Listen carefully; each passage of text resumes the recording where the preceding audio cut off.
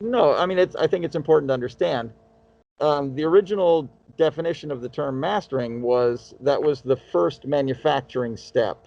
The master tape would go to the mastering engineer, and he would have to cut a lacquered disc from which the records were going to be pressed, right? That would be plated and made into stampers, and then the stampers would be used to press out records. But in order to press out the records, you had to make this first master disc. So that's what mastering was originally. It was just the first manufacturing step. We're going to cut this disc, and then we're going to press records from it. In the process of cutting that disc, you can make some small adjustments to the sound quality.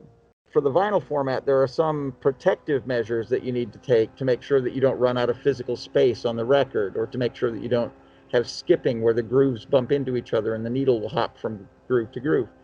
So there are some changes in sound quality that are necessitated by the format, and then you can make some subtle adjustments in the sound quality at that point. Once the CD era came in and vinyl records were no longer the dominant release format, the term mastering came to mean this final sonic adjustment stage where you would make changes in the sound for aesthetic reasons or for artistic reasons, and not for the purpose of making manufacture faultless, right?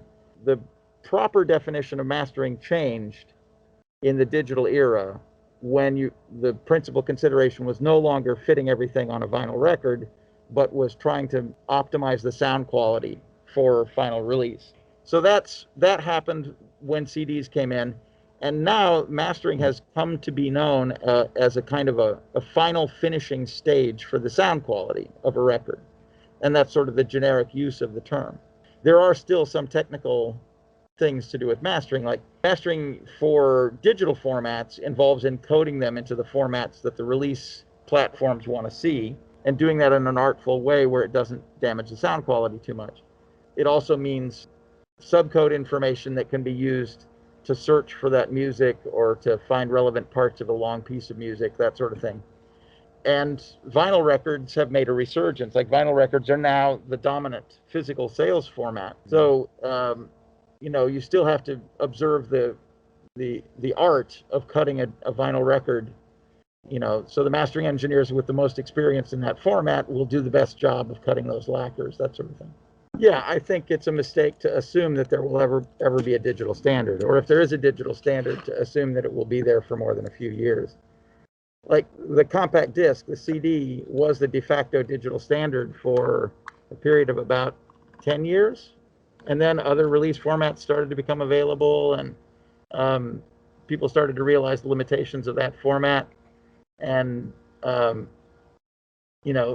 were a lot of records that were made in the late 80s and 90s where the final release format being a CD meant that no one took any care to make any point of the production process better resolution than that. So you had multi-track masters that were 15 and 16-bit. You had stereo masters that were 16-bit. That means that none of those master formats had better resolution than the home listening copy. And that had never been true before. Like the analog era, analog master tapes have better resolution than a home cassette or a manufactured LP. So if you were to work from those original master tapes, you can get a better resolution transfer than what you could listen to at home. Yeah. And they have better resolution than a compact disc does. They have better resolution than most digital formats. Now we're at a stage where, with 24-bit depth and high sample rates, like, digital masters can have very good sound quality. So that's not really an issue anymore. But there is an era, this early digital era, where the studio masters sound no better than what you would listen to in your car. Yeah, I've thought about this essentially every day of my professional life, and I think it is an intractable problem. I think it is impossible to create a digital format that can accommodate all of these earlier formats, like all of these earlier lower resolution formats, and accommodate future formats that we can't even describe, that we can't even fathom.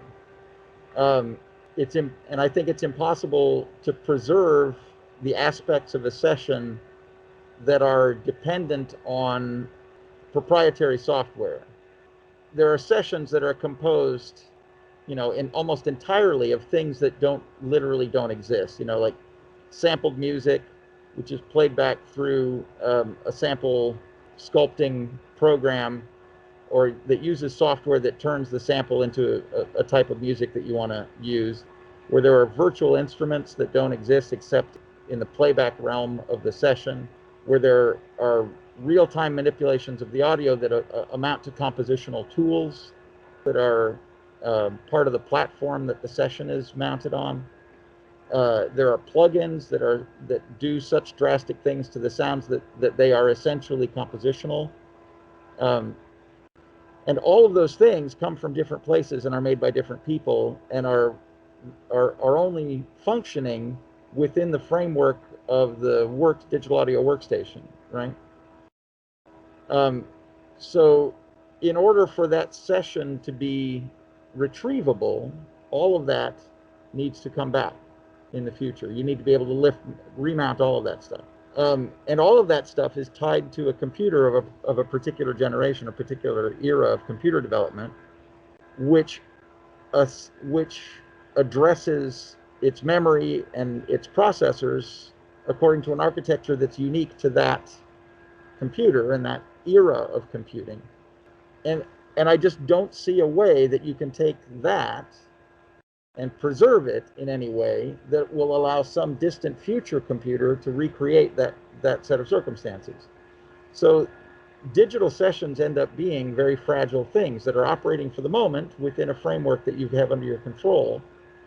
But in the future, that framework is going to change and be different, and you won't necessarily be able to recreate that session. So I think it is an intractable problem. I've been thinking about it for, like I said, my whole professional career, and I can't see any resolution to this as a fundamental dilemma. And that is the thing that has prevented me from working digitally. Some hybridized methods that you can use, where you, for example, you can record and edit your material in the digital domain and then create an analog master of that edited material, and you have then created a master tape that will survive and that you can use like any archival tape, right? Very few people are doing that. And I think that's a kind of a weird stopgap method that creates a lot of extra work, but you could do that. But essentially nobody is doing it. I mean, I know of one person who does that as a routine. Recently there was a spate of albums from the early 90s that have had anniversary reissues. And a lot of these anniversary reissues are now in a new remixed format. Like, this is our 25th anniversary album, and it's a brand new mix that the band have executed, or that the producer has executed. And most of my assumption is that they've executed a brand new mix because the original mix format might have been, for example, a DAT tape or something, and the original mix format is no longer usable, or it's too low of a resolution to be considered high fidelity in 2020. So they were able to do these remix versions, because their multi-track masters were analog tapes. Well, that's an exception. I mean, that was an all analog production from beginning to end. And I have to say, I think that the anniversary edition is the nicest sounding edition of that record. The label and the band really did go all out for quality. Like they said, we don't care how much it costs. What is the absolute best way to do this? And they did it that way. And I think that's a testament to their taking the project seriously. Yeah, I've never taken that sort of stuff seriously. I mean, people use those terms, and they're just a way to exert power over other people. Like when I first started running into record labels, like if I was working on a record and the record label had an opinion on about what was going on in the studio, and they started using terms like, we need it to play on radio or whatever, I would know that those people were just talking out their ass. Those terms are meaningless. If you listen to a great record, it's a great record. And if you listen to a great record played over the radio, then it's played over the radio. That's, when I'm in the studio, I'm listening to the master tape, and my obligation is to make that master tape as good as I can make it. And the multi-track master or the stereo master, that's the thing that's going to survive for 100 years. That's the thing that matters. The individual release formats that are subordinate to that are made from that, I couldn't give a fiddler's fuck about that. Like, if you want to make MP3s out of this, like, I'll have a beautiful multi-track master, which is mixed down to a beautiful half-inch stereo master, pristine sound qualities, great stereo separation, fantastic dynamic range. It'll sound amazing, right? And if you want to make a cassette out of that to sell to your fans, or if you want to make an MP3 of that to post up on your webpage, I do not care about that. The master tape is all I care about.